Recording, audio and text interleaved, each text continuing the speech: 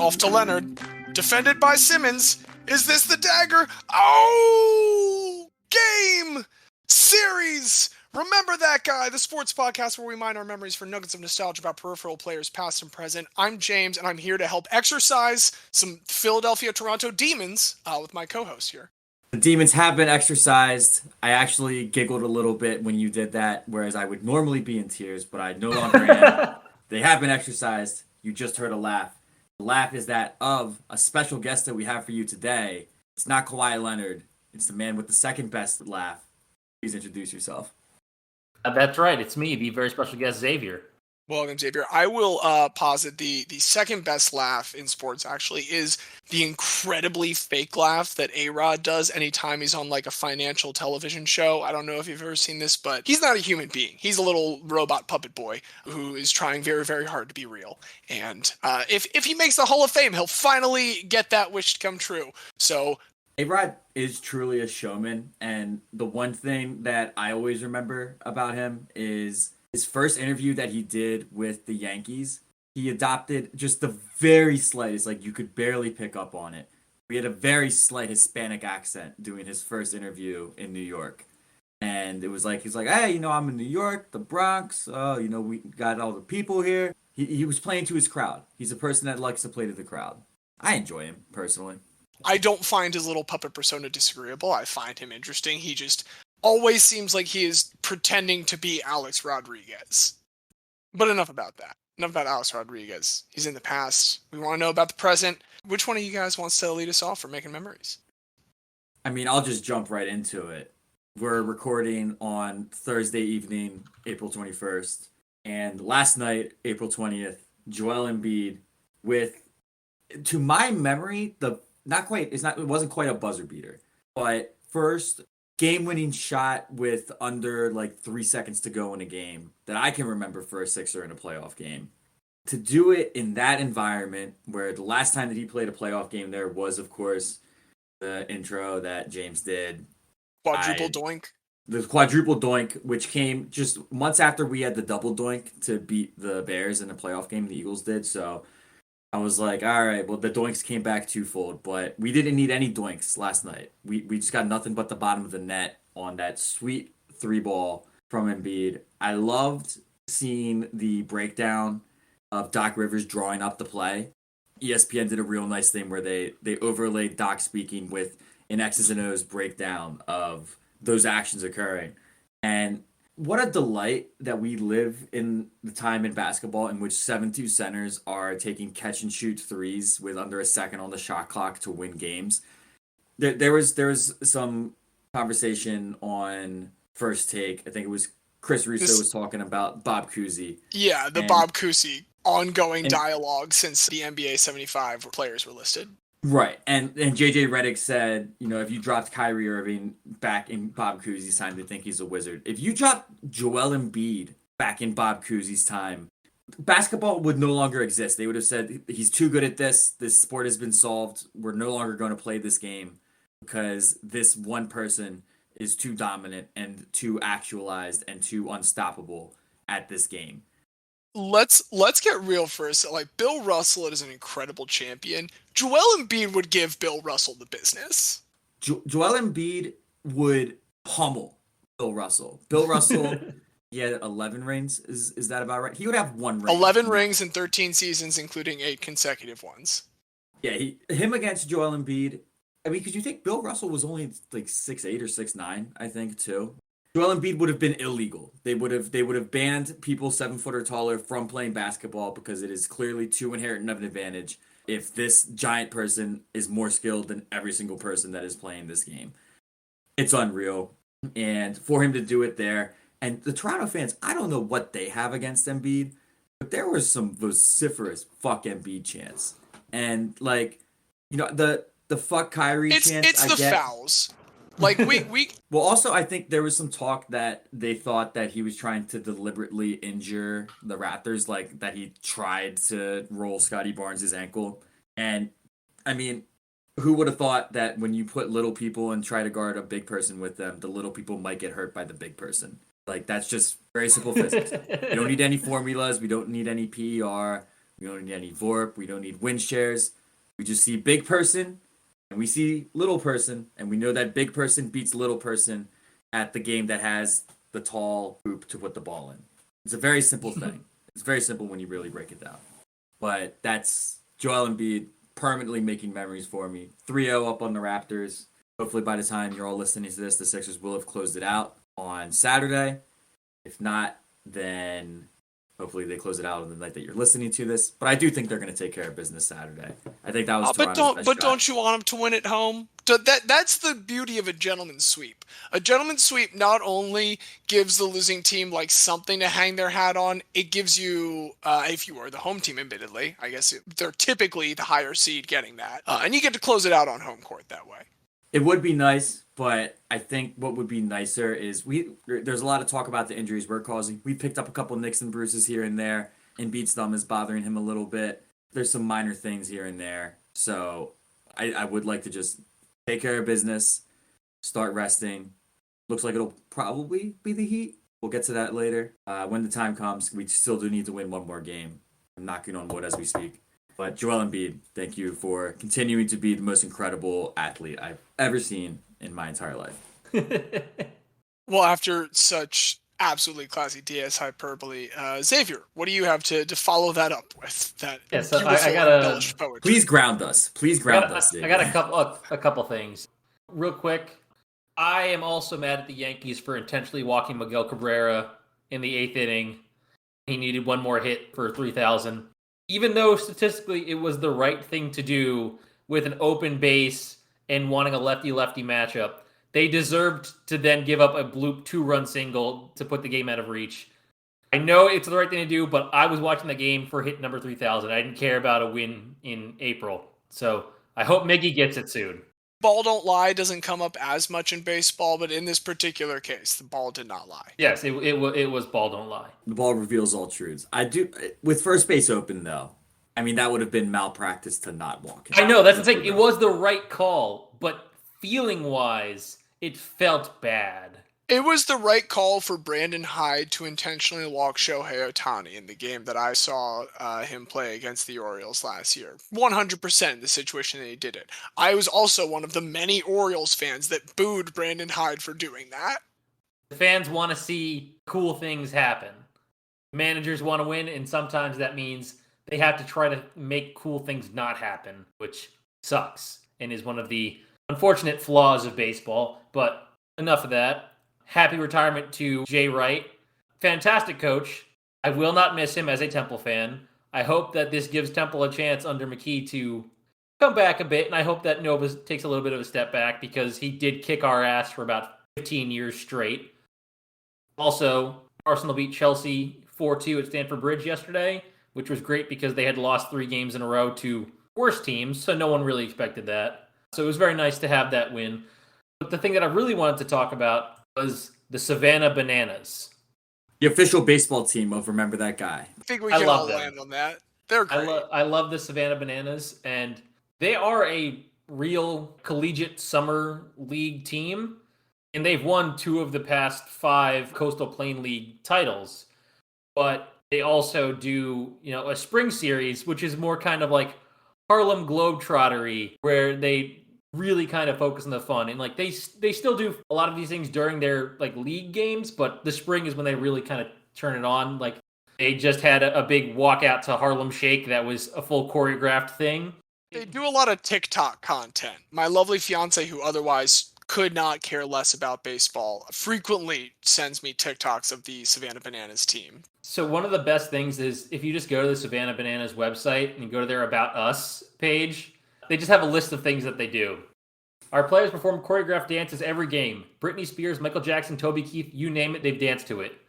We are the only baseball team to play in kilts. Our players perform in over-the-top music videos like Old Town Road and Can't Stop the Peeling.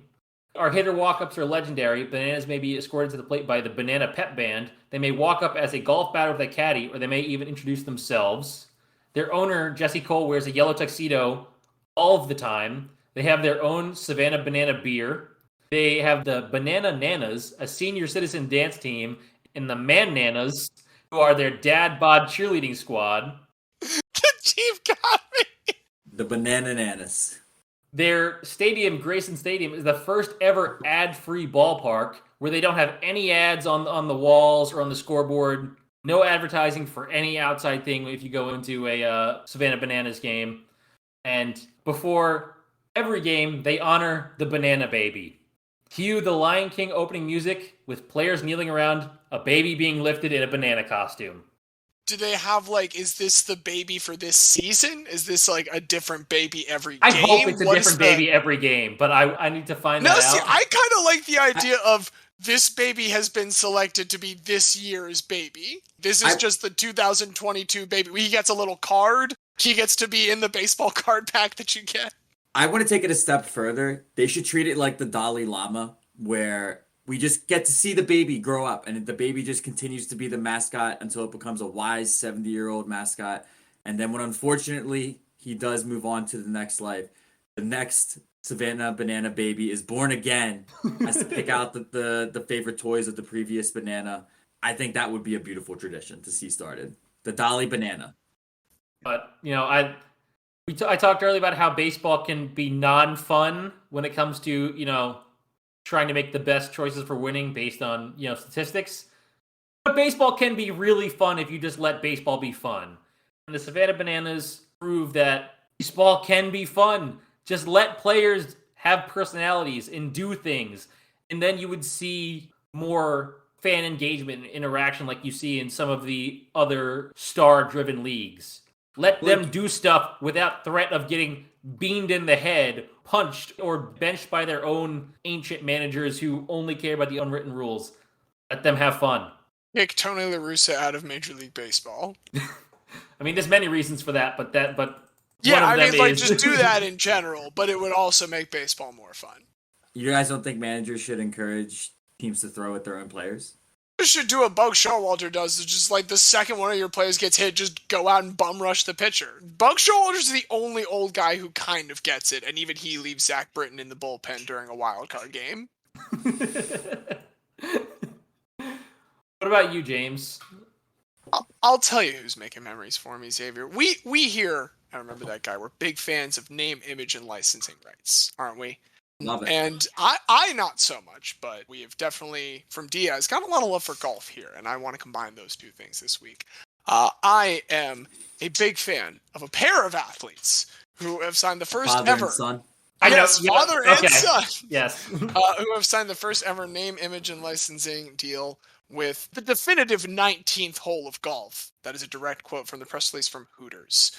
Hooters has their first ever NIL deal with father John Daly, to be fair, noted piece of shit, and John Daly II, his son, who we don't know, so I'm going to give him the benefit of the doubt. He is a University of Arkansas golf player right now, following in his father's footsteps as a Razorback. And as Hooters says, the partnership strengthens an enduring connection between the iconic brand and golf's ultimate personality.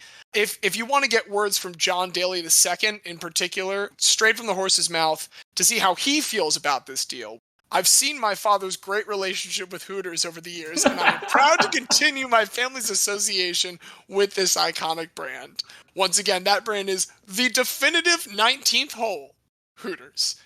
That's all. Why stretch it out any more than it needs to be? What a beautiful little spicy wing-sized nugget there. I'll give that to John Daly II. He knows his family brand is never going to change no matter what he does. So he's just going to go into his father's brand and just enjoy that too. And I can respect that. Grow that mullet, pop in that Marlboro cigarette. Scale back the bigotry a little bit if you want. Feel free to go that direction. Scale it back just a little bit. And scale up the wings, baby.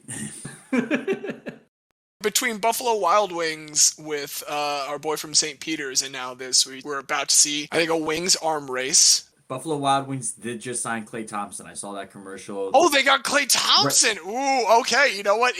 The Wings race is heating up from mild to spicy between Buffalo Wild Wings and Hooters. I'm interested to see how this progresses in the future. We'll keep you updated on the Wings race. But for today, we can turn to our main topic.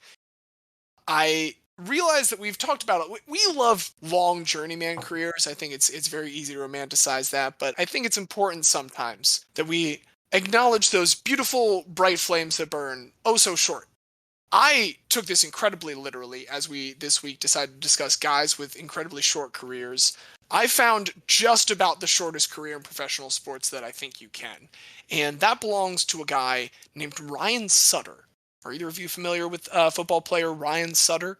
I was just saying, I thought that was like a hockey defense. Yeah, that's Ryan Sutter that you're thinking of. It is not him, who I believe is a former Canuck, but we don't need to get into that right now. We want to talk about the football player Ryan Sutter. Ryan Sutter is from Fort Collins, Colorado. That was once the sheep feeding capital of the world. They were just a giant center for the feeding and then later slaughter and butcher of lamb and lamb meat. So that was sheep capital of the world there in Fort Collins, Colorado. And that is where at Fort Collins High, he was a standout defensive back, graduating the class of 1995. Caught the eye of the University of Colorado Boulder, and he played for the Buffaloes for his sophomore through senior years on the field. He, in that senior year, had 3 interceptions to lead the team. One of those was a pick six. That was only touchdown. Did a little bit of like very, very light kickoff and punt returning duty, but largely he was a special teams tackler and safety / flexible defensive back. And so he declares for the draft. In 1998, he is taken in the 5th round, 133rd overall by the Baltimore Ravens. 40 picks later, we will have a center that actually goes on to win a Super Bowl with the Ravens, Matt Burke. 54 picks after our friend Ryan Sutter, we've got Matt Hasselbeck. And 56 picks after him, former guy Patrick Manley. Patrick Manley, who we've discussed in the past, was taken 56 picks after Ryan Sutter. Patrick Manley, we have said, has the longest career of, I believe, at the very least, of the Chicago Bears, which is a venerated franchise. Yes. Longest Bear, I believe. Yeah. Ryan Sutter's career is not going to last quite as long, and it gets off on a rocky footing. He is not one of the Baltimore Ravens' many mid to late round gems. He is cut after training camp, after not really seeing any preseason action. He does sign to the Carolina Panthers practice squad. The Carolina Panthers this year suck. Part of that is start hemorrhaging players. So ahead of a November 29th matchup against your New York Jets, Xavier, they finally have to elevate Ryan Sutter from the practice squad to the team. Part of this is, again, just to have special teams tacklers. They do not even have enough people that they're willing to risk the bodies of, but they're willing to risk Ryan Sutter's body. And so on the opening kickoff of this game, John Casey, am I pronouncing that correctly? John Casey? I think it's Casey. I want to say Casey? John Casey. Okay. John Casey of the Carolina Panthers kicks off to Leon Johnson of the Jets. Ernest Jones brings him down at the 22. However, after that, there is a stoppage.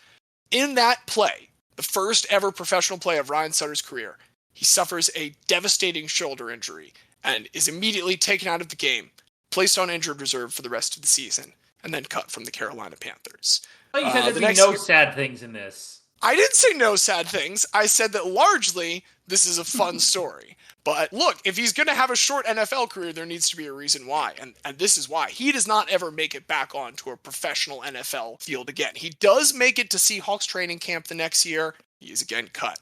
In 2000, he plays a season with the Barcelona Dragons during the NFL Europe that they were running out there. NFL Europe. But after that, you know what? It's time to hang it up. That is the end of the sports career of Ryan Sutter. He goes back home and actually moves a little bit away from home. He moves to Vail, Colorado. Once again, we've got all these fun tangential connections to other past guys. That is where Sarah Schlepper learned her trade as a skier before then becoming one of the preeminent Mexican skiers of all time. But he is just a firefighter there. And that is the profession that he has. When America becomes acquainted with Ryan Sutter again, they become reacquainted with him on the first season of a little television show called The Bachelorette. Oh, God damn it. Love this. I love this. This. Crossover I was not expecting. I have been spending all week thinking to myself, they have no idea how much they're about to hear about the Bachelorette franchise. You know what? I just got to go call Griffin McElroy. Go listen to some Rose Buddies. That's the extent of my knowledge of the Bachelorette. Don't worry, I'm not going to front I know a whole lot about this franchise.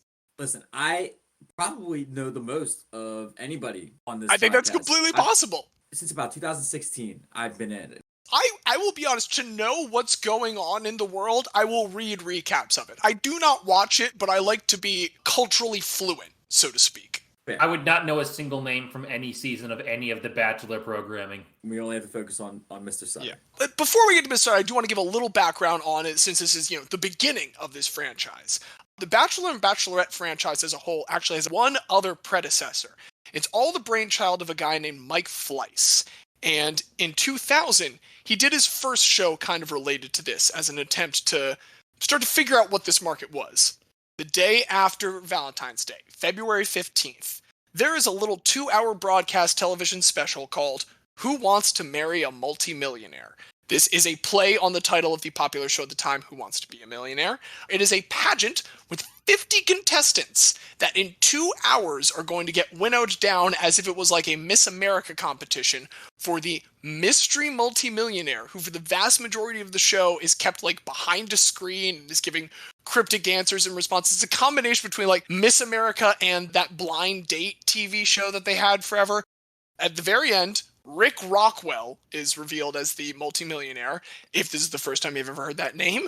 First off, that's because it's not his real name. His real name is Rick Balke. Second off, he was maybe a multimillionaire. In the press releases for the show, his net worth is $2 million. Even in the things that they were putting out as publicity for this show, they were giving him the estimated net worth that was as low as possible while still technically being a multimillionaire. It is estimated that his actual net worth was significantly lower than that. Reality shows are weird. I mean, there was that one that I heard of that they pretended it was like Prince Harry or something like it was either Prince Harry or Prince William. They pretended that a guy was that, and these women thought that they were trying to buy to marry a British prince, and he was just some regular dude that they rented a castle for. There's Joe Millionaire, where famously Joe was not a millionaire. And in this one, not only is Rick Rockwell / Rick Balke not a multimillionaire likely, the women were reportedly underwhelmed by his looks when he was finally revealed to them. But he does, on stage, marry the winner, quote-unquote, Darva Conger. As you can already imagine from the information that I have brought, which very quickly after this broadcast comes to light, the show is a disaster in many ways. Darva Conger very quickly gets that wedding annulled. She's like, nope, he is a creep. There is like a restraining order out on him from an ex at the time. Rick Rockwell / Rick Balke, not a great guy. This is condemned by the National Organization for Women, now like publicly decries it. And despite all of this, 22 million people tuned in. As far as Mike Fleiss is concerned, fucking runaway success. Like, people he doesn't like hear any negatives. He likes trash. And so Mike Fleiss decides, you know what, I need to retool this a little bit. But we're on to something here. Just a little bit later, in 2002, The Bachelor is born. In the first season of The Bachelor, we've got Alex Michel, and he is the one bachelor who is going to, over 6 weeks, winnow down. Now they've got to 25 contestants. Like, 50 is a little high. Let's cut that in half. 2 dozen plus 1. We've probably still got your soulmate somewhere in there, right? So it's the 6 to 7 weeks of elimination. And in the very end, Alex Michel, in that first finale, he's eliminated a lot of women. And actually, before we get to the finale, I do want to play our first round of a game. I'm going to list 5 jobs that contestants in this first season of The Bachelor had. One of them is not real. The other 4 are. I want the 2 of you to guess which one of these Bachelor jobs is not a real job. Number 1, we have sideline reporter. Number 2, Hooters waitress. Number 3, we have power tools sales representative. Number 4, Miami Heat dancer. And number 5, neuropsychologist. I want to say it's one of the second or the third one. I say sideline reporter. Xavier, congratulations. It is sideline reporter. All of those other 4 are 100% real. And the Miami Heat dancer is actually the runner-up, Trista Rain. She makes it all the way to the final round. But Alex Michel, does choose Amanda Marsh instead. Now, he and Amanda Marsh do not end up together. In fact, as I'll go into a little bit later, very few of these couples actually end up together. It's all TV. Well, hold on. There's a narrative arc here, Xavier. I promise. I'm taking you on a journey. Trista Rain is going to come away from this because something about this season, it is again a rousing hit. They averaged 10.7 million viewers for every episode across it, including 18.2 million for the finale. This is when they're in the Monday 9 p.m. time slot that they occupy the first season. They are going to actually get a second season out during this same calendar year. In 2002, there are 2 different seasons of The Bachelor. The second one has a guy named Aaron Berge propose to Helene Eskerowicz. They also break up after a couple weeks, but the ratings are even better. 13.9 million people on average watched, including 25.9 for the finale, which still to this day is a record for Bachelor or Bachelorette season finales. So runaway success. And Trista Rain has not been forgotten. Trista Rain's been held on to in the stable since then because Mike Fleiss realizes, it would be a really easy way to keep this going. Just flip it. And so the Bachelorette is born. Trista Rain is going to be the very first. Very often, since then, Bachelorette contestants and sometimes Bachelor contestants have been people that advanced far enough in another season to gain some notoriety but did not win at all. But in January, his own farm system. His own farm system was created. Exactly. Like, it's, again, I'm not endorsing The Bachelor or The Bachelorette in any capacity, but you, to some extent, you gotta respect, man, they made a franchise. They made a franchise that in 2017 averaged $87 million in revenue annually. This is a cash cow for Mike Fleiss. And so that is why he brings about The Bachelorette. In 2003, Trista Rain welcomes 25 eligible men to the villa. Our boy Ryan Sutter is one of 3 firefighters that are in this. We also have, if you include a commercial flight instructor as a pilot, 3 pilots. And you know what? Why don't we just play another round of this job game? I'm going to give you 5 jobs that were held by individuals in this first season of The Bachelorette. One of them is not real. My friends, here are the jobs. Number 1, rodeo cowboy. Number 2, gym owner. Number 3, lifeguard instructor. Number 4, breast implant sales. And number 5, importer. I'm going to say importer. I'm going to say lifeguard instructor. Xavier is 2 for 2. It is the lifeguard instructor. Yeah, there was someone who just described themselves as an importer. That's a drug dealer if I've ever heard one. There were also like 5 different guys in finance. They set the archetypes for what these casts were going to look like very early on. He was not one of the people that labeled themselves as a professional athlete. There were 2 guys that said, one a professional basketball player and one a professional football player. The professional football player was named Jeff Popovich. There is no relation, but 2 fun nuggets. He was the cornerbacks coach for University of Texas San Antonio from the years of 2013 to 2015. So Jeff Popovich did share a city with Greg Popovich for a little bit. He also, in 2001, played for the Barcelona Dragons the season after Ryan Sutter played for the Barcelona Dragons. So 2 alumni of the Barcelona Dragons made it to this first season of The Bachelorette. Ryan Sutter absolutely runs through the competition. From the very first bit, like, he is the first person in the intros to ever say, "You look ravishing," which is an adjective that is beaten to death at this point in the Bachelorette franchise. But he pulls that out in the intro, absolutely knocks her off her feet with it. Fun fact about him, he was on injured reserve during a game between the Carolina Panthers and the Miami Dolphins that year that he got hurt. But he gets a date at SeaWorld with Trista Rain during this season, and he gets to play with dolphins. Listen, Sounds fun. I'm just going to rattle off all the cliches. He's there for the right reasons. He's vulnerable. He's making a connection. They take that connection to the hometown episodes, where he puts her through what he describes as the fire pole test. Of course, he's a fireman, and he decides you have to be able to slide down the fire pole if there's going to be any chance to continue. She passes the fire pole test, as he says, with flying colors. It all sets up for the season 1 finale, which is viewed by 20.39 million people after an average viewership during this season of 16.8.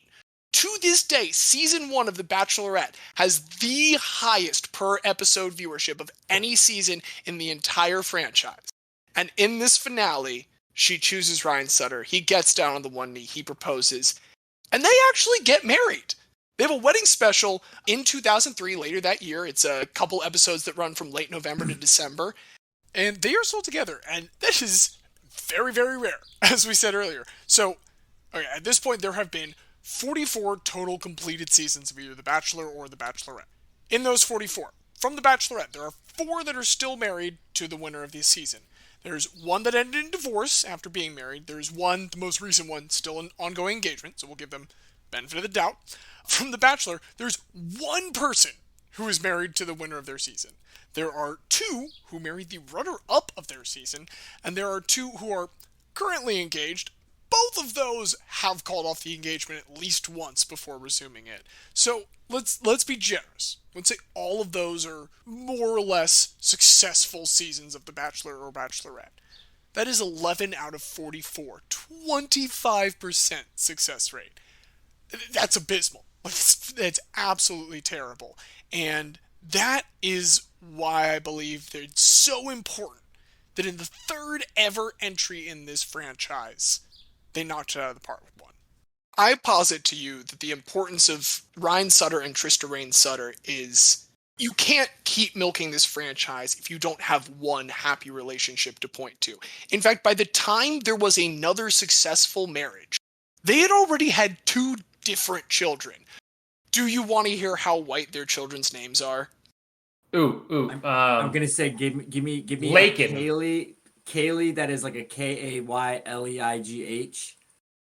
You guys, honestly, together, you've kind of come together with the first name for the daughter. The daughter is Blakesley Grace. That's Blakesley. And then the son's name is Maxwell Alton. And again, hey, they seem like an absolutely lovely family. And that is so critical. That is so important. By the time that they have raised a family and had those kids, still, no one else had been successful to that point. Like, almost all of those successful marriages are in the last 5 or 6 years. And a number of them from The Bachelor are with the runner-up from the show. This is incredibly important for that reason, to have been able to fuel this juggernaut, basically, with your love, if you want to get corny about it. Also, though, this is a very early example of the phenomenon of people continuing to be famous on TV for being on TV. Kind of the tautological celebrity. Do you guys understand what I say if I say tautology? It's basically saying something is something because it is something. The first rule of Tautology Club is the first rule of Tautology Club. And so, what, Ryan Sutter, why are you on TV? Oh, because I was on TV. No, but why are you on TV now? Oh, because before I was on TV. He has been on American Ninja Warrior. He has been on Fear Factor. He has been on Who Wants to Be a Millionaire. He's been on several Bachelor spin-offs. He, from 2004 to 2005, had a very brief-lived documentary series called Firehouse TV that he hosted that took an inside look of, like, fire department lives. Trista, no slouch either. She's competed in Dancing with the Stars since then. She was eliminated in the first round, but again, they are the celebrities who have just been made celebrities by being on television. Fort Collins, his hometown at this point, has generated 3 different Bachelor or Bachelorette contestants, including him. Fort Collins has become a mill that has churned out a minimum of like 15 reality TV show contestants from this town of about 169,000. Nice. Is that a town? Very nice. Can you be a town with that many people? Like, okay, city, small city. And in fact, small city kind of brings me to the last little bit about Ryan Sutter. So, that's, I think, kind of his case for why he's important, but I do want to make sure that we catch up on how he's doing now. Clearly still a relatively young guy. Despite that, he had some health problems, as many people have had in the last couple of years. Early on in COVID, he decided he wanted to move to Denver and move to the Denver Fire Department. This is kind of a new challenge in the fire department world. You might want to say that he had more shit to prove. The thing is, he is going to have to take some examinations and get certified in order to be a fire person with this larger metropolitan area. During that time, he starts experiencing overwhelming amounts of fatigue, and they start referring to this mystery illness that is not related to COVID-19 until he then also contracts COVID-19. It's actually during that stay that they are able to finally figure out what's up with him. Because of all of his years of firefighting and mold inhalation and other like toxins and chemicals that he didn't just breathed in by being a fire person, who we can, I think, agree, pretty much the most noble, like, civil servant in terms of the people with sirens. Yeah, if that's a class, I think the people with sirens, the best ones, firefighters. That's just an objectively good thing. Yeah, okay, EMTs, also good. All those people with those exclusively red and white lights, they're cool. But this has basically made him prone to infections, and that's why he had also contracted Lyme's disease. It wasn't cancer as they feared, it was Lyme's disease, which he will have for the rest of his life, but he's able to treat it. So after that, and a couple surgeries, one to his knee and one to his ankle, I'm happy to report that in January of this year, he was able to start working with the Denver Fire Department, as all of the family was happy to report on their Instagram. And they're just a happy family living outside Denver, Colorado now, but one of the most influential families in the last 20 years of American television culture. And it wouldn't have happened if maybe he'd been able to turn that one NFL opportunity into something. It all had to come together initially with that dream falling apart. He had to turn somewhere else, and he turned into an American heartthrob.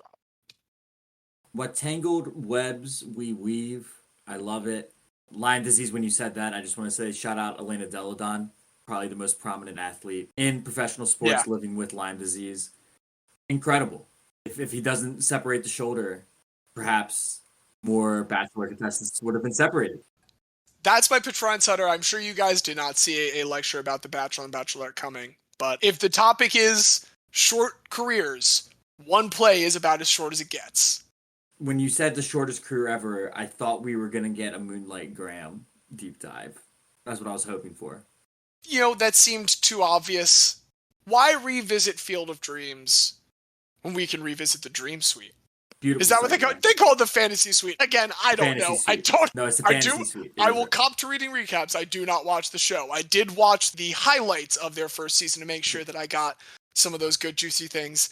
The relish that he has in saying "you look ravishing" knows that he's knocked it out of the park with that one. You look at that. That's a self-satisfied smile. You nailed it with some of the terminology. Hometowns. That's exactly what it is. Overnight is another word they use for when they go to the Fantasy Suite. Ryan Sutter, very notable for that post-playing career. So what you so he was listed as a firefighter on his episode as well. Right? He did not, as Jeff Popovich did. He did not try to say professional football and put some quotation marks around it. He's like, no, I'm a firefighter, like the other two firefighters here. Listen, Jesse Palmer's not walking through that door. But even though how many former college standouts or college depth guys get on there and refer to themselves as college football players, it's amazing to go back and look at this first season and see how this is everything I've heard about this show ever since then. A foundational member. Anyway, that's my foundational member of definitely the Bachelor and Bachelorette Hall of Fame. But I'd love to hear about some other potential inductees to a more prestigious hall. Yeah, so real quick, I've researched a lot of different people on this, and I do want to give a quick shout out to Monica Seles, who had an incredible start to her career, 7 major wins before she turned 20, and then she literally got stabbed in the back on the court by a crazed fan, which kept her out of competition for 2 years, and really, even though she was able to come back from getting literally stabbed in the back with a massive knife on the court, she did win one more a couple years later. The rest of her career was never the same, which you might expect after being stabbed in the back in the court by a crazed fan. Yeah, I haven't heard of a lot of people who have successful comebacks from getting stabbed in the back. I've heard about people who come back from tearing their Achilles. Not a lot of them, but more than zero. Yeah, and winning a major after getting stabbed in the back is a pretty great accomplishment. But I'm actually going to talk here about soccer. And because sports are cyclical, we're going to jump around a little bit here. May 26th, 1999, Manchester United completed a famous comeback victory with 2 stoppage time goals to beat Bayern Munich 2-1 in the Champions League final. This caps off a historic treble where they won the league, the FA Cup, and the Champions League. This team is considered one of the greatest of all time, and this caps off a fantastic decade where they had won 12 major domestic and European trophies, and would lead to the knighting of their manager, Sir Alex Ferguson, later that year. In the starting lineup were 4 homegrown players, Gary Neville, Ryan Giggs, David Beckham, and Nicky Butt. These 4, along with Gary's brother Phil, who was on the bench, and Paul Scholes, who was a normal starter but had missed out in the final due to suspension, were the backbone of the team, and they had been referred to as Fergie's fledglings, and later as the class of 92, referring to the year 4 of them won the FA Youth Cup for Manchester United. So this was a whole youth movement that had really paid dividends for them in the 90s. Prior to their emergence, Manchester United hadn't won the Premier League in 26 seasons, and they hadn't had any real sustained success since the 50s. So all these legendary players came up together. There was one other one who was supposedly the best of all of them. His name was Adrian Doherty, and he had become only the 2nd player in Manchester United history to sign a professional contract as a 16-year-old.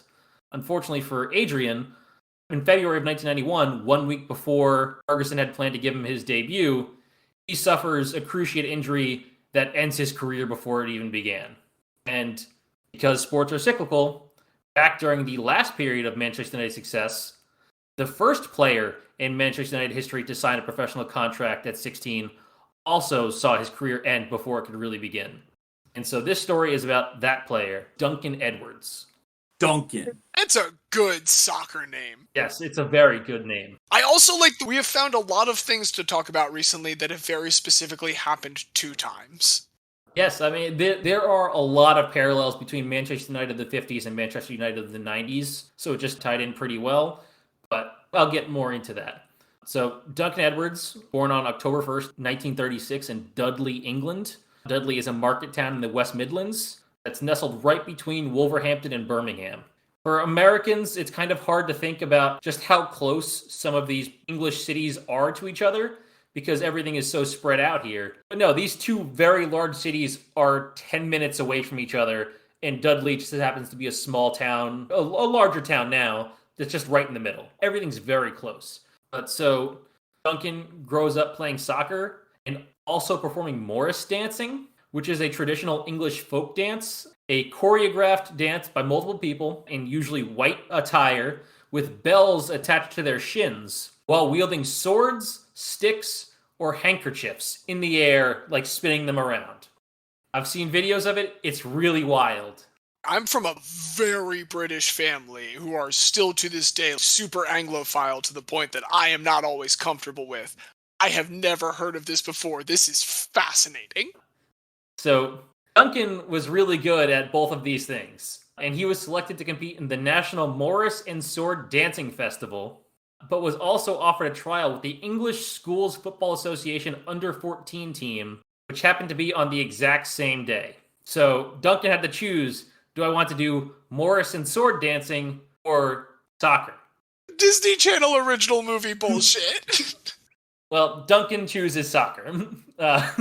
He impresses at this trial and is chosen to play for the English Schools 11 and makes his debut against the equivalent Welsh team at Wembley Stadium on April 1st, 1950 at the age of 13. His time with the English Schools XI goes well. He starts attracting attention from professional clubs, and his hometown teams of Wolverhampton and Aston Villa, which is a Birmingham team, try to sign him. The manager of the England Schools team, John Mercer, who was also the captain of Arsenal at the same time as he was coaching this team, and who would win the FA Cup with Arsenal at Wembley just 4 weeks after Edwards debuted, urged the manager of Manchester United, Matt Busby, who would also later be knighted for his contributions as Man United manager. So we have 2 Man U managers that get knighted here, to sign Edwards. I don't know why John Mercer didn't tell his own team to sign Edwards, but he told Matt Busby of Manchester United to sign him. Well, and also, so a general manager could, in theory, be in charge of people that were completely unsigned in a world where there is not a draft, because that seems like a wild conflict of interest. So academies weren't super a thing at this point. After World War II, there was a lot of managers who thought, wait a second, what if we try to sign kids early because then we could teach them to play the way that we want them to? And Matt Busby was one of the first guys to do this. But there still really aren't full professional academies for the most part. It's more people playing for their schools and then getting scouted that way. But there was the lead into, wait a second, we can just sign kids young and teach them to play instead of having to just go to other teams and buy players that we want. So Busby takes John Mercer up on this and signs Edwards to an amateur deal on June 2nd, 1952, when Edwards was 15 years old. His talent was evident immediately, and Man U wanted to sign him to a full professional contract as soon as they could. There's some controversy on when he signed this contract. Some reports say that he was signed at midnight on October 1st, 1953, when he turned 17. Others say that Busby himself went to his house on October 1st, 1952, and had him signed the second he turned 16. Regardless, they wanted to give him a deal. So the manager of Wolves, Stan Cullis, was pretty pissed at losing a local lad of such talent and accused Man U of improperly paying him and his family to sign there, but nothing came of his complaints at this point. Wolves were also really good at this point. They would go on to win all 3 of their titles in the 50s. They were pretty much just as good as Manchester United at this point. unlike the current day where Manchester United are one of the greatest teams of all time and Wolves haven't won a title in 70 years. Fun fact, Edwards also began an apprenticeship as a carpenter at the same time he signed with Man U, just in case soccer didn't work out, because there was not a whole lot of money in this at the time. I looked it up, and his salary was about £15 a week at its height. No millionaires from soccer at that point. Edwards begins his career in Man United's youth squad and makes several appearances for the team that won the first ever FA Youth Cup. Another parallel to the class of 92 who won the 92 Youth Cup. Edwards doesn't get a chance to celebrate this triumph, though, because right before the final, he's called up to the first team and makes his debut. So he makes his debut April 4th, 1953, in a match against Cardiff City. At age 16 years and 185 days, he was the youngest ever player to play in the English top flight at the time. Edwards, along with players like Eddie Coleman, Liam Whelan, David Pegg, and Sir Bobby Charlton, were part of a youth movement that Busby had focused on to refresh his old team. These players began to be known as the Busby Babes. So we have the Fergie fledglings / class of 92, and we have the Busby Babes. Like I said, the big period of success in the 90s off the back of one youth movement. The previous big period of success in the 50s also off the back of a big youth movement. In the 53-54 season, Edwards appears in 24 league matches and was also still an active member of the youth team that wins the FA Youth Cup for the second straight season. His form earns him a call-up to the England under-23 team, and he makes his first appearance for them on January 20th, 1954 against Italy. He was only 17 at the time, so he was like the youngest player on the team. Next year is the year he becomes a true starter for United. He makes 36 first-team appearances, and he scores 6 goals from left midfield, and he earns a call-up to the full senior England side. He makes his debut in the British Home Championship against Scotland on April 2nd, 1955, at just 18 years and 183 days old, a record that would stand for 43 years until Michael Owen broke it in 1998. At this point, 18 years old, starter for United, full England international, and 3 weeks later, United took advantage of the fact that he was still youth team eligible and put him in the starting lineup of the FA Youth Cup final as they were going for their third in a row. People got really mad that in a youth tournament final, United put a full England international in there, and Busby had to write a newspaper article defending his choice. No, if you have to write a newspaper article defending your choice, you've lost the argument. It did pay off, though, because they did win their third in a row. Of course they did! He was a starter in the top flight! A few weeks later, Edwards gets selected for the England squad again, and starts all 3 matches of a European tour against France, Portugal, and Spain. And once he gets back to England, they say, hey, it's time for you to start your mandatory 2-year stint with the British Army, because they still had compulsory army service after World War II. And he gets stationed with Bobby Charlton, who was 1 year his junior, and he gets special dispensation to go leave the base, to go play for Man United when it was game time, and then come back and serve in the army whenever they weren't playing a game. So despite splitting time between Man United and the Army, and missing 2 months with the flu, Edwards plays in 33 games in 55-56 as United won the first division title. The following season, still splitting time between United and the Army, he made 34 appearances, and they win their second straight title. And to put that into context, over the previous 60 years, they had won a total of 3 championships, and now they've won 2 back-to-back, with their best player in the Army for half the time. Okay, where is he stationed in the Army? Before I'm like fully impressed by this, how much service we talking here? He was still in England, but he was far away from Manchester United, so like it was significant traveling. Okay, yeah, he couldn't train with the team. I'm not gonna talk smack on that, but it's not like we're in the 50s. It's not like he was going to Southeast Asia. No, he was back. He was in the Ordnance Corps, which was like supply stuff, but they still had to serve and do actual army stuff. It's just he didn't have to leave the island and go fight.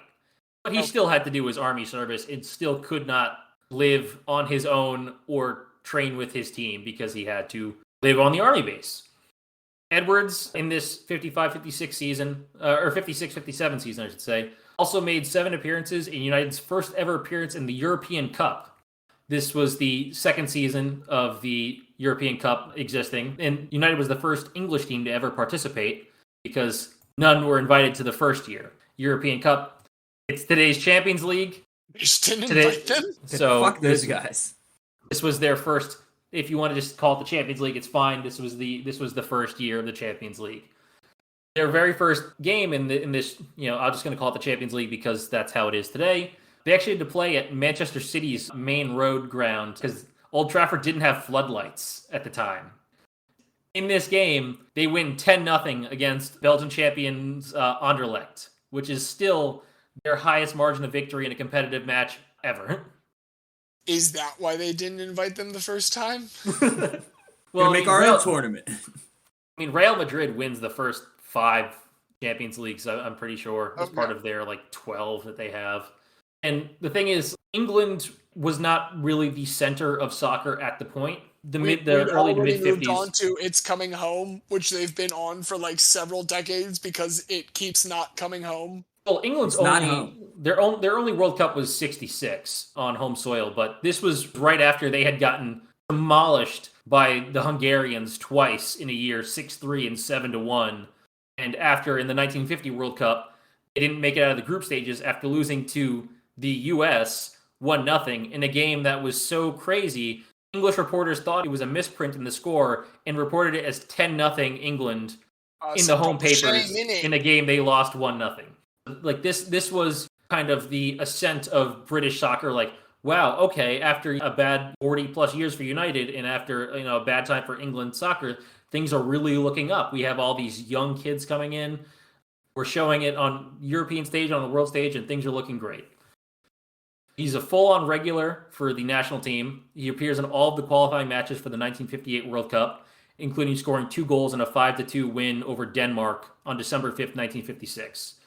Despite only being 20, he was already being considered one of the main candidates to be the next England captain. They begin the 57-58 season in good form, as United are looking to win their 3rd straight league title. Things are looking good. They're only a couple points behind Wolverhampton.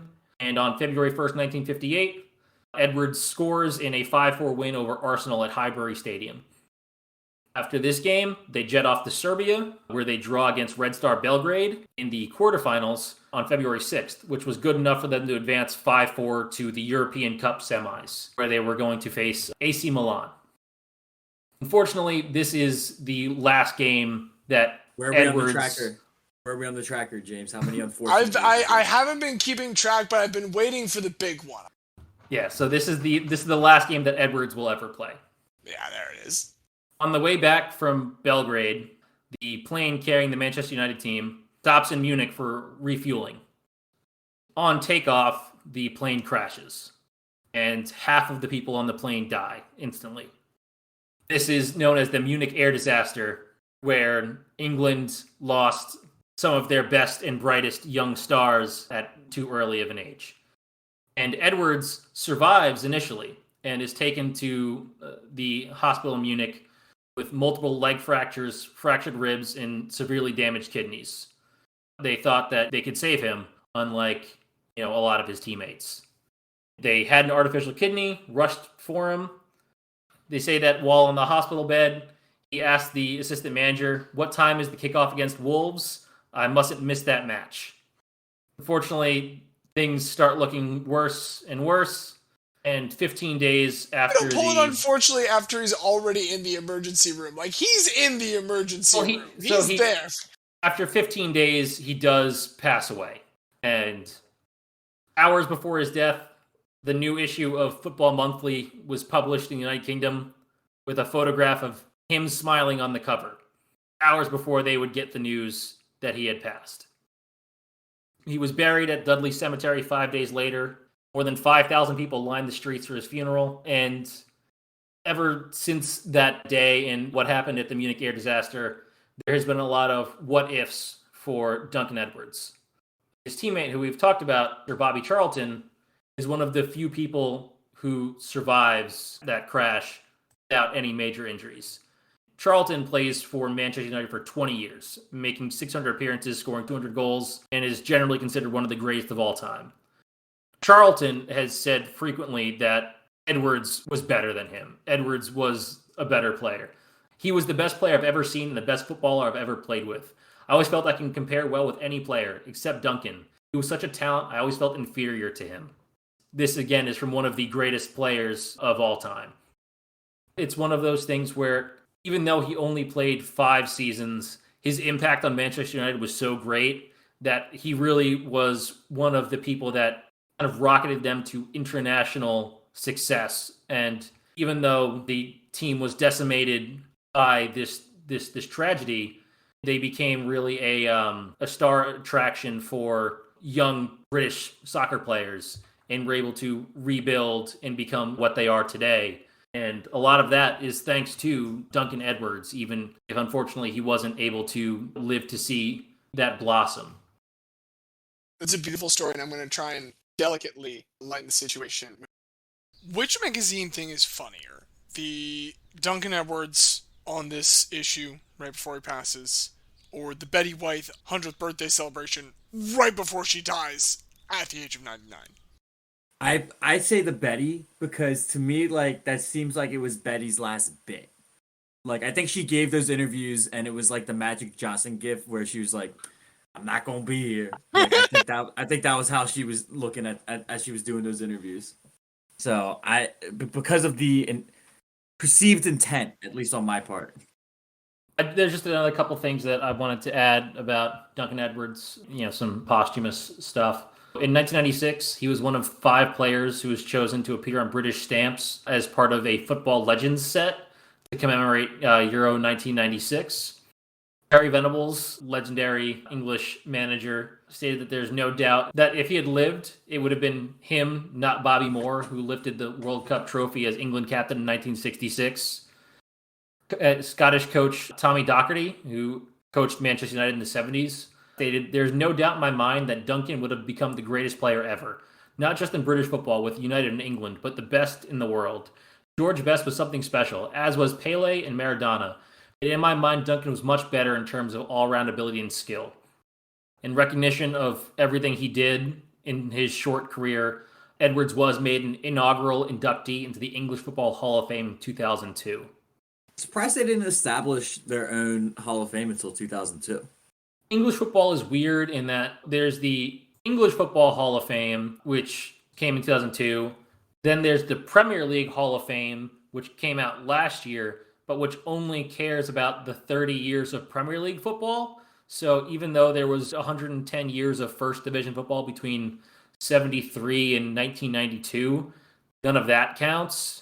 It's weird. It's not as standardized as American sports Hall of Fames are for the most part. But either way, the impact he made in just 5 years was so great that he has been recognized as one of the greatest who, if he had the chance to play 10, 15 more years, would be considered up there with Pele or Maradona or Messi or Ronaldo, anything like that. This was a downer, so I want to turn this over to someone who I hope won't give us another downer. Oof, well, tough one, Xavier, because I'm going to talk about Len Bias. No, I'm going to talk about a basketball player. No Len Bias. If you don't know who Len Bias is, I would highly encourage you to watch the 30 for 30 without Bias. They do a far better job breaking down the life of Len Bias than I could ever do on this podcast. But one player who did not die tragically young is, in fact, still alive, still healthy. We're going to be talking about a player, one of the greatest high school players in the history of New York State, from Niagara Falls, New York, then goes to Syracuse, where he becomes a legend in his own right for the Orange Men. Eventually is drafted one spot ahead of Steph Curry. And this is a Syracuse point guard by the name of Johnny Flynn. Johnny Flynn. Oh my goodness. Love it. Johnny Flynn. So, to begin the Johnny Flynn story, as I always do, born February 6th, 1989 in Niagara Falls, New York. You may think that Niagara Falls is somewhat of a basketball outpost, and you'd be wrong. Bob Lanier is also from the same area, as is Christian Laettner, another player who had great college success before limited, to put it kindly, professional success. Again, Johnny, his high school playing career as a sophomore, his high school wins the New York State Championship. His senior year, he is New York's Mr. Basketball, and he's ranked the number 4 point guard in the entire country in that senior class. He averages 26.7 points, 6 assists, 3.5 steals, and 3.3 boards his senior season. So with these accolades, he can probably go just about anywhere in the country that he wants to play basketball. But he decides to stay home, relatively speaking, and he goes to Syracuse. With Syracuse, he does not waste any time in immediately making a statement. In his first game, he scores 28 points. This sets the freshman debut record for most points for a freshman in his first game, breaking the record that was set by Carmelo Anthony. So right away, setting the stakes high and making a statement as to the type of player that he can be and the type of team that he can lead. The team that he leads his freshman year is not quite as good as that Carmelo Anthony team that Carmelo did lead to a national championship over James's sort of Maryland Terrapins. Do you claim the Terrapins as your college I cheer program? for the Terps in the tournament. I cheer for them. Fair. Then over James's 1 month out of the year Terrapins, they won that 2002 title that the Carmelo Anthony led Syracuse Orange. The 2007-2008 edition Syracuse Orange are not quite as successful. In fact, they don't even make the tournament. But Johnny Flynn gets off to quite the start. He is named the Co-Big East Rookie of the Year, and he is second team All-Big East. And it's important to remember that the Big East now is a good basketball conference. The Big East back then was the basketball conference. The Big East tournament was the perfect appetizer to the NCAA tournament. Some incredible moments in that tournament, one of which Johnny Flynn is a central figure in, but we're going to get through the rest of his sophomore season before we get to that. So after this impressive debut as a freshman, he comes back for his sophomore year. He is named to the All-Big East first team in the preseason, and he doesn't waste much time in showing that this was the correct decision to give him this honor. In a not preseason tournament. So in college basketball, obviously, you have these tournaments to start the season. And he's playing in what is now known as the Hall of Fame Classic. In the championship game of the Hall of Fame Classic, Syracuse is playing Kansas. Syracuse is down 3 late in the second half when Johnny Flynn nails a 3 to force overtime. Syracuse goes on to win in overtime over Kansas 89-81. And Johnny Flynn is named the tournament MVP. They have a very good season. Of note, on their January 11th game against Rutgers, Johnny Flynn had one of the best college posters you'll ever see. He's just a 6-foot guy, and he goes up at the rim against a player on Rutgers, whose name I didn't write down when I was taking my notes. But this guy, whoever he is, made the wrong decision when he tried to block Johnny Flynn, because Johnny goes up over him, knocks him literally down to the ground, silences the home Rutgers crowd, and this was looking like it could have been a Rutgers upset bid, but this is the turning point of the game, and Syracuse goes on to win that game. Johnny Flynn shuts that down. Johnny Flynn said, shut the fuck up. They enter the Big East tournament. They're going to be in the tournament no matter what, but the Big East tournament is such a great proving ground for these teams to try to establish themselves, go against great competition ahead of March Madness. The game I'm about to talk about is the game that served as my launching off point. This was my introduction to Johnny Flynn. And this is a game that I didn't start watching until the first overtime. But that was fine because I still got to watch 30 minutes of basketball. Because in the 2009 Big East quarterfinals between Syracuse and UConn, this game goes to 6 overtimes between sextuple overtime. Sextuple, yes. Septuple would be 7. Sextuple is 6. This was one of the most incredible games that I ever watched because there was at least one buzzer beater that forced an additional overtime. At one point, it was thought that Eric Devendorf hit the game-winning shot. I think this was the 4th overtime, but upon further review, it was after the whistle. And for these first 5 overtimes, at no point did Syracuse hold a lead.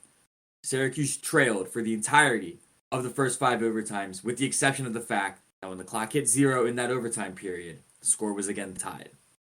When it comes to the 6th overtime, Syracuse finally scores first, and they actually go on to win that 6th overtime very decisively. So in the 5-minute period, they outscore UConn by 10, and they win in 6 overtimes, 127-117. I can't was a good imagine game. how mad I would be as a UConn fan if we had the lead in 5 different overtime periods and did not win the game. And trailed at no point. It wasn't like, oh, they went up 2 and then Syracuse hit a 3 and UConn brought Like, it back. took Like, the no, lead every time and gave up the lead every single time. I could never Every feel bad for single time. UConn fans. They are some of the worst fans on the internet. I like UConn teams. I saw one of them win a national championship in person. But UConn fans are pretty toxic. Listen, UConn ended up being fine. UConn had great successes since then. But who had even greater success than UConn in that game was Syracuse, and who led the way for Syracuse was Johnny Flynn. In these 70 possible minutes of this game, he played 67 of them, including the entirety of each of the 6 overtimes. Scores 34 points with 11 assists, and the most impressive thing to me, of 16 trips to the foul line, Johnny goes 16 of 16 at the line. Yo, he does not. Does not miss a single free throw in the most physically taxing game you can possibly imagine. No Nick Doesn't miss a Anderson single moments free here. throw. The anti-Nick Anderson. Johnny Flynn is ice cold. So of course they didn't end up finishing this game till after midnight. I think it was about 1:20 in the morning when this game finally ended, because thankfully for the rest of the teams in the tournament, it was the last game of the day, because the way these conference tournaments work, you play all the games consecutively back to back to back to back. This was a 2 p.m. game. It's not getting done till 7. There would have been a game that tipped off at like midnight. They luck out that this was the last game of the day. They go to bed and they wake up and they have to play another game the same day in the semifinals against Western Virginia. Johnny Flynn plays every single minute in this game. He plays 45 minutes. Now you might be saying, but there's only 2 20-minute halves. But this game also went to overtime with West Virginia. So the very next day, they go to overtime. They only need 1 this time. They pull out the win. Johnny's got 15 points and 9 assists. They go on to the conference championship against Louisville. They do lose, but Johnny Flynn is nonetheless named the tournament MVP for his incredible efforts in guiding Syracuse to these overtime victories. He was only the 4th player all time to be named tournament MVP for a team that did not win the Big East tournament.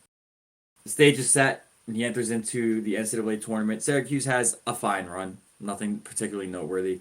They beat Stephen F. Austin in the first round. Johnny puts up 16-7. In the second round against Arizona State, they also win. He puts up 11-7. They advance to the Sweet 16, but they go no further. And so ends Johnny Flynn's sophomore year. At this point, he is an undersized guard, but has already proven himself plenty capable on the college stage. And what often good coaches will do is they'll encourage their players who do have the ability to go pro as early as possible. So after consulting with Jim Boeheim, Johnny Flynn does decide to go pro. Originally does not sign an agent, does eventually sign with Leon Rose, who notably was the agent of Allen Iverson and the first agent for LeBron James. And president of the New York Knicks now. Mm-hmm. And president of the New York Knicks, of course. The thing that we all know him best for. But anyway, Johnny declares for the draft, and the 2009 draft ends up being a pretty good one. First overall this year was Blake Griffin. Number 2 went Hasheem Thabeet. Number 3 was James Harden. I don't have down who was the 4th pick, but I do have down Tyreek Evans. Yeah. Tyreek Evans, who actually won Rookie of the Year from that class. Yeah, I hate this draft class, and I will always will, so I'll always remember like the first 10 picks. Well, the reason why Xavier remembers. Exactly, yeah. is there's quite a few great point guard prospects that are in this class. You had Johnny Flynn. You had Ricky Rubio. You had Brandon Jennings. You had Drew Holiday. Later on in this draft, some point guards went. A weird name that starts with like a W or something, right? There is a Wardell. A Wardell Stephen Curry is one of the point guards. Also, Patty Mills was in this draft class as well, as was Danny Green and Damari Carroll. And Jordan Hill. Everyone loves Jordan Hill. And Jordan Hill. Incredibly, all of the players that we've just named, with the exception of Ricky Rubio, were drafted after Johnny Flynn. So the Timberwolves have these back-to-back picks at 5 and 6. They are candidates to get a point guard. And at 5, they go for who is in their minds the best point guard available, which is Ricky Rubio. So now Xavier, as a Knicks fan, is thinking, okay, the Wolves took 1. At least they're not going to take 2. And maybe Steph Curry's going to make it to us. But What did the Timberwolves do? Ricky Rubio is, of course, the Spanish sensation. He's going to stay in Europe for a bit. So they need a point guard for right now. And with that 6th pick, they take Johnny Flynn. Johnny Flynn goes 6. Steph Curry goes 7 to the Warriors. Xavier gets a nice Jordan Hill for his. And then the next 2 picks were DeMar DeRozan and Brandon Jennings. But I blame Juan Carlos Navarro. If Ricky Rubio and Juan Carlos Navarro weren't running shit at Barcelona, maybe he comes over initially, and then there's no Johnny Flynn, and then the Warriors take Johnny Flynn, and then there's a world where the Knicks have multiple championships, and I am a much happier person. I think the more likely outcome is you just would have ended up with Johnny Flynn, by the sound of it. Well, the thing about it was that Steph Curry refused to work out for the Warriors because he only wanted to go to the Knicks. And so if the Warriors had another option, they might have just taken Flynn. But with both the 2 higher rated point guards all going off the list, he probably said, no, fuck it. We'll draft him and call his bluff, see if he's actually going to hold out or if he'll come play for us. Well, Xavier, I am sorry that the greatest shooter of all time did not come to play for your team. Your concern is appreciated. It is an all-time what if, because even at the time, like, it was like, okay, they took Rubio. Okay, now maybe they take DeRozan. Jordan Hill would be a big man that they could take to pair with them. And they said, no, we're doubling down on the point guards. Fun fact, they actually took 4 point guards in that entire draft. It was like the Jahlil Okafor Sixers draft where they took like 5 centers despite already having Embiid. They took Wayne Ellington in that draft. Man, I wonder why the Minnesota Timberwolves never make the playoffs. Hey, well, as we speak, they're winning in Game 3 against the Grizzlies. So the Flynn pick was what they got back in the Kevin Garnett trade, I believe. So, yes. Oh man, way to squander that. Yeah, hey, why are we saying squander? He had this great college career, and now we're gonna get into his rookie year. And rookie year, just as it does with Syracuse, starts off with quite the bang. They are playing the New Jersey Nets at the time in the opening game of the season. Johnny starts off pretty cold. Through 3 quarters, he only has 5 points. But as he learns with his craft being hardened in the heat of overtime in Syracuse, when it's winning time, that's when Johnny Flynn shows up. Scores 13 points in the 4th quarter, including 11 in the final 7 minutes to lead the Wolves back from a 16-point deficit with 7 minutes left to beat the Nets 95-93 in his NBA debut. MCW-esque, some may say. Some would say that, in fact, Johnny was the original MCW. Syracuse point guard coming in and setting the tone early. True, and I'm sure he's on path to a Rookie of the Year award, much like our friend Michael Carter-Williams. Well, so right after this game, Johnny says, can't be scared of anything. Is a direct quote. He can't be scared of anything, said Flynn, who is generously listed at 6 foot. Especially a little guy like me. All we have is a big heart. That is all you have.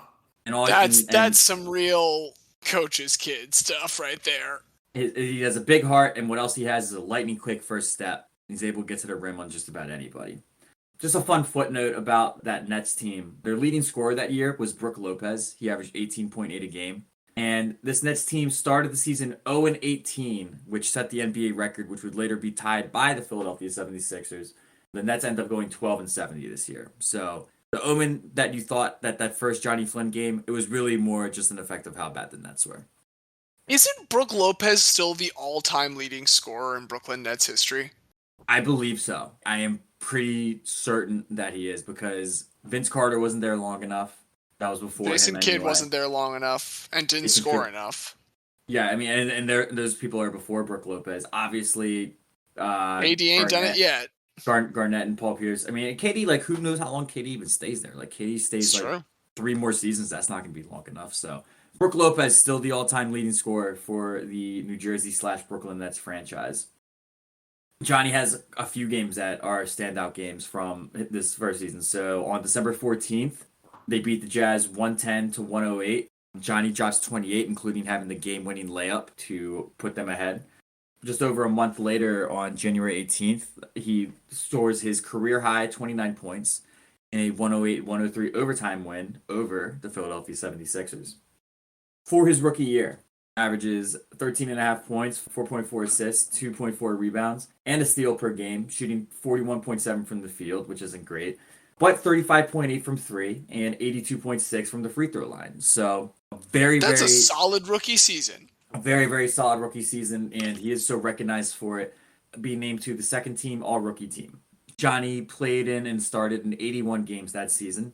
They were the first 81 games of that season. But game 82, with nothing to play for, he decided to sit because he had a nagging hip issue and just thought, there's no point in pushing this for game 82. This hip issue, unfortunately, is where Johnny Flynn's career turns. This hip injury, he ends up getting surgery on it over the summer, and they don't say this at the time because you don't want to show your cards, I guess would be how I say this, but the injury was compared to Bo Jackson's. And if you know anything about Bo Jackson's hip popped out. Bo Jackson didn't play football again. Still played baseball after that because he's Bo fucking Jackson. But so Johnny spends some time rehabbing. People close to his circle say that they feel that the Timberwolves actually rushed him back. Year 2, he appears in 53 games, only makes 8 starts as compared to starting each of the 81 games that he played in his first season. Year 3, now Ricky Rubio has arrived, so they have a healthy point guard, and Johnny's still not quite feeling it. So he's traded to the Rockets in that offseason. He's then later traded to the Portland Trail Blazers along with Hasheem Thabeet. So getting the number 2 and the number 6 picks from the draft just 2 years ago. Seems like it would be quite the haul, but they were really just throwing pieces. He makes 1 start for Portland, and then he is out of the NBA for good. No more Johnny Flynn in the NBA. So he appears in 163 total games. So 81 his rookie season, 82 games, which are spread out amongst the year 2 and year 3, with the 29 appearances in year 3 being the last of his NBA career. See, there's something that you missed there, in that the trade to the Blazers was for member of the Guy Hall of Fame, Marcus Camby. I had that written. He was traded for Marcus Camby. We've had a good night of callbacks. We're continuing the theme of the previous episode. We are establishing the Guy universe. And of course, like any good guy, he doesn't let the NBA thing be the end of his basketball playing career. He is still going to bounce around a little bit, trying to find playing time and finding places to play. So he goes to Australia for the next season, 2012-2013, plays with the Melbourne Tigers. He makes the NBL All-Star game, and he ends up being named second team All-NBL. Tries to use this to now go over to China to play for the Sichuan Blue Whales. After 1 month, he leaves due to injury. Played 0 games for the Blue Whales and does not play in the 2013-14 NBA season. Shouldn't say NBA season. Basketball season. Professional basketball.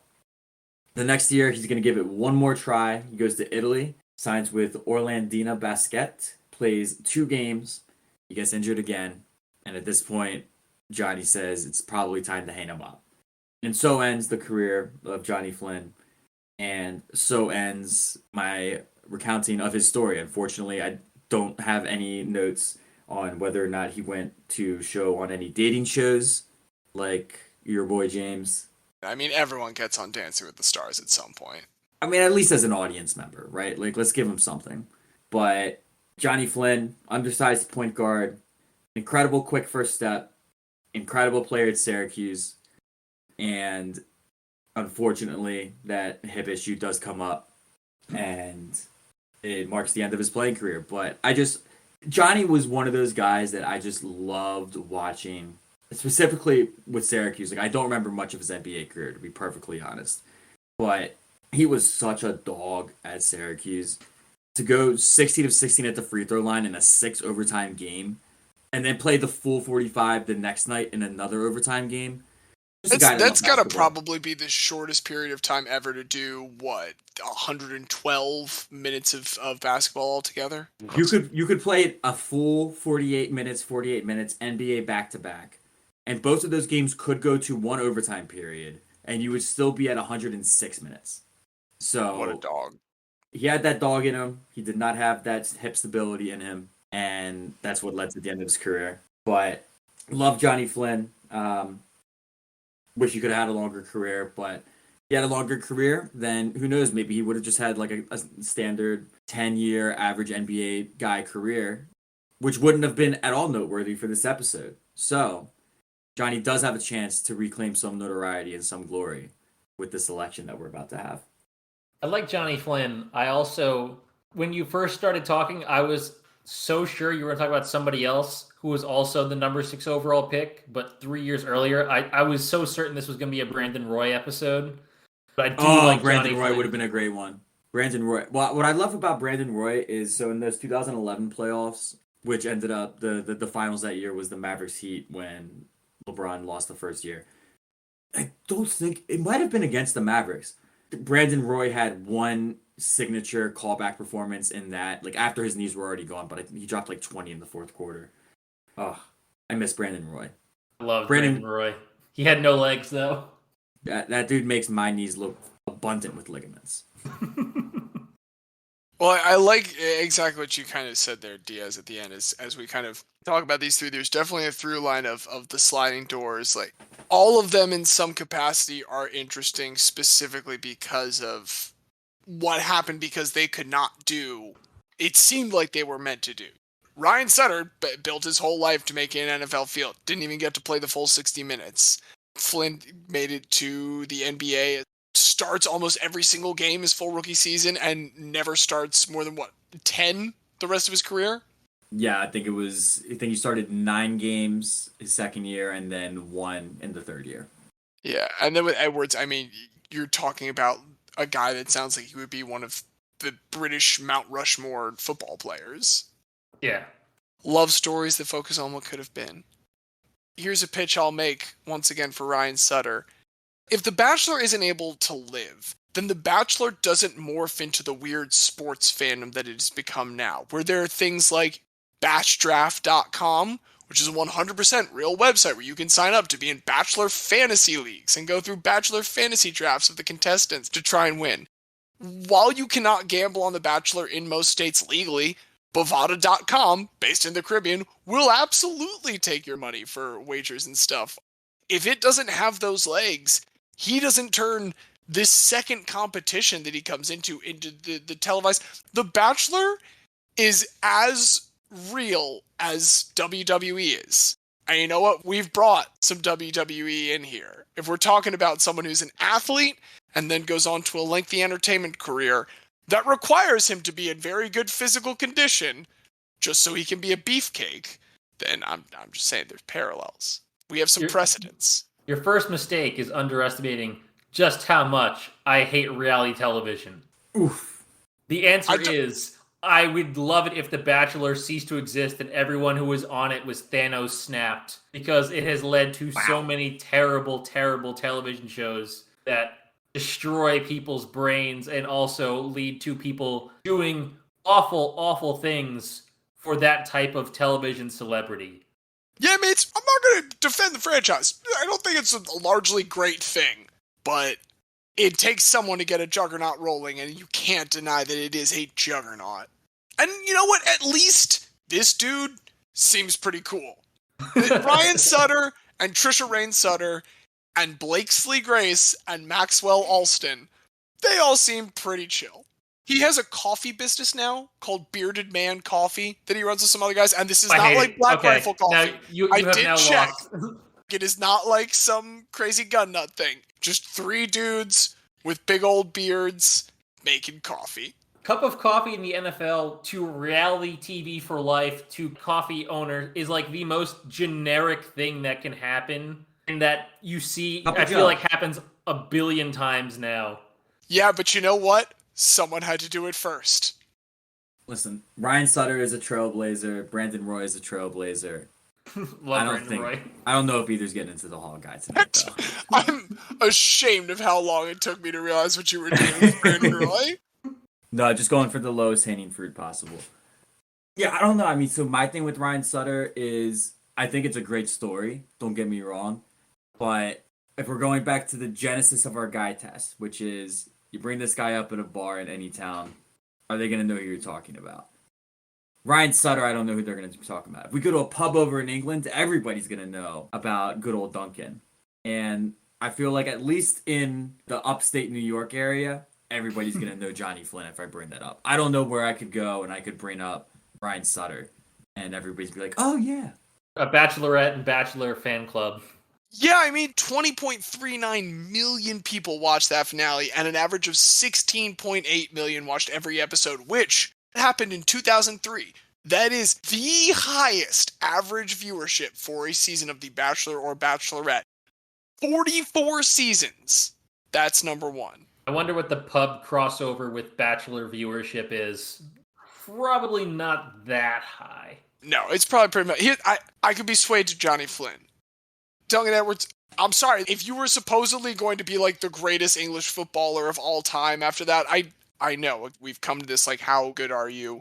When we get really good people, it's normally in sports a little bit less prestigious than top flight English football. If this was going to be a guy that was going to presumably be knighted someday by the sound of it, that might be a little much for me. What's your final pitch for Johnny Flynn, Diaz? My final pitch for Johnny Flynn is that if you go into the stat sheets and the history books of the NBA, you might not see Johnny Flynn's name that much. But if you go into a barbershop and you say, hey, remember that Johnny Flynn guy for Syracuse? Any barber in that shop is going to tell you, yo, Johnny Flynn could ball. And Johnny Flynn could hoop. And I'm not saying that this hall doesn't have hoopers in it, but I'm saying that it could use more hoopers. Johnny Flynn was a hooper. Johnny Flynn was a bucket. Johnny Flynn was a problem. Johnny Flynn was a guy. And he got that dog in him. And he does have that dog in him. Thank you. Well, here we know Xavier's not going to vote for Ryan Sutter. Xavier, you're down to, and I'm also down to 2. Xavier and I have each eliminated 1.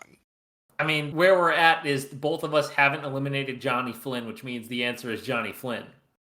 I'm voting it's for either Johnny Flynn. It's either I'm a being stalemate selfish or Johnny Flynn. If Diaz is voting for Johnny Flynn, I don't know. There's a part of me that almost wants to lock it into stalemate. Make Xavier decide. Yeah, you know what? That's what I think it is. I think, Xavier, I'm going to vote Ryan Sutter. Xavier, I'll let you decide. Do you go with Johnny Flynn, or do we lock into a stalemate and figure out what that means? Because I don't know what that means. It's going to happen eventually, but do I want to have that happen now? I don't know. As much as I liked talking about Duncan Edwards and giving more audience to someone who could have been one of the greatest of all time, and as much as it pains me to think about the 2009 draft and the Knicks not having Stephen Curry and crying myself to sleep at night that we didn't even get just like Brandon Jennings or DeMar DeRozan out of it, we got Jordan Hill. I think I just got to go with Johnny Flynn because I did love growing up watching Big East basketball as a kid from New York, where we didn't really have much D1 sports other than literally the U.S. Army being 30 minutes from my house. So it's got to be Johnny Flynn.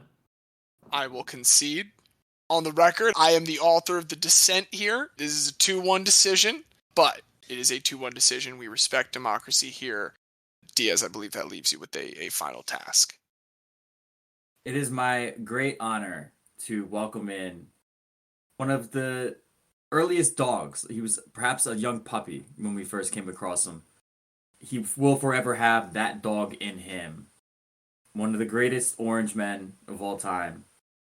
Johnny Flynn, welcome to the Hall of Guy. We're so glad to have you. And may you teach others the way of the dog and how to bring it out from within yourself.